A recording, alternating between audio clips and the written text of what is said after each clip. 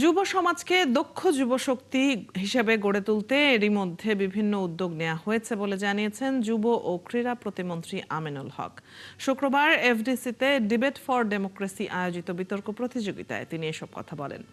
এ সময় Debate for ডেমোক্রেসির chairman Hasan Ahmed Chowdhury Kiran বলেন, সরকার ঘোষিত 1 কোটি মানুষের কর্মসংস্থানের প্রতিশ্রুতি বাস্তবায়ন করা গেলে দেশে বেকারের সংখ্যা কমে আসবে। মামুন হোসেনের রিপোর্ট।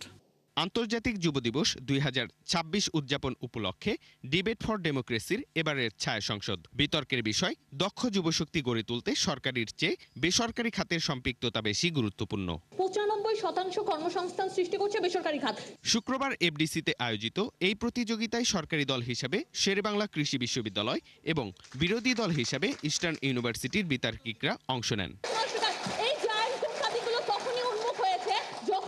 বেসরকারি খাতগুলো আস্থা অর্জন করেছে। সবথেকে বেশি সাফার করেছে ওই বেসরকারি প্রতিষ্ঠানের কর্মীরা এবং তাদের সাথে যারা সম্পৃক্ত ছিল তারা। মাননীয় স্পিকার, একটা ফ্যান নষ্ট হলো বা একটা ফ্রিজ নষ্ট হলো, আপনি ভালো কোনো টেকনিশিয়ান পাবেন না। কিভাবে পাবেন? চাহিদার সাথে আপনার তো দক্ষতার মিল নেই। অনুষ্ঠানে ডিবেট ফর ডেমোক্রেসির চেয়ারম্যান হাসান আহমেদ চৌধুরী কিরণ বলেন, সরকারের দেওয়া 1 কোটি মানুষের কর্মসংস্থানের প্রতিশ্রুতি বাস্তবায়ন করা গেলে দেশে বেকারের সংখ্যা কমে আসবে।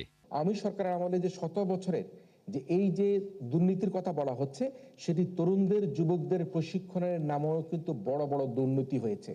মেগা প্রজেক্টের দুর্নীতির ভিড়ে কিন্তু এই যে বিভিন্ন প্রজেক্ট করতে গিয়ে আমাদের প্রযুক্তিগত প্রজেক্ট করতে গিয়ে দুর্নীতি হয়েছে, সেগুলি ধামাচাপা পড়ে গেছে। এ সময় প্রধান অতিথির বক্তব্যে যুব ও ক্রীড়া প্রতিমন্ত্রী আমিনুল হক বলেন, দক্ষ যুবশক্তি গড়ে তুলতে এরই মধ্যে কাজ শুরু করেছে সরকার। বর্তমান সরকার দায়িত্ব নেওয়ার পরেই আমরা চেষ্টা করছি যুব সমাজকে কিভাবে আমরা প্রত্যেকটি সেক্টরে ইনভলভ করতে পারি। বিরোধী দলের প্রতি আহ্বান জানিয়ে তিনি বলেন, প্রতিহিংসার রাজনীতি নয়, সুষ্ঠু ও সুন্দর রাজনৈতিক পরিবেশের মাধ্যমেই দক্ষ জনশক্তি গড়ে তোলার দায়িত্ব সবার। আমরা ভবিষ্যতে কোনো প্রতিহিংসা রাজনীতি না, আমরা একটি সুষ্ঠু, স্বচ্ছ, পরিচ্ছন্ন রাজনৈতিক পরিবেশ তৈরি করে আমাদের এই দক্ষ যুব যারা রয়েছেন, যুব নারী যারা রয়েছেন, তাদেরকে সকলকে সম্পৃক্ত করে যাতে আমরা একটি সমৃদ্ধশালী বাংলাদেশ, একটি মানবিক বাংলাদেশ গড়ে তুলতে পারি। তুমুল যুক্তিতর্কের মধ্য দিয়ে শেষ হয় প্রতিযোগিতা। এতে বিজয়ী হয় সরকারি দল শেরেবাংলা কৃষি বিশ্ববিদ্যালয়।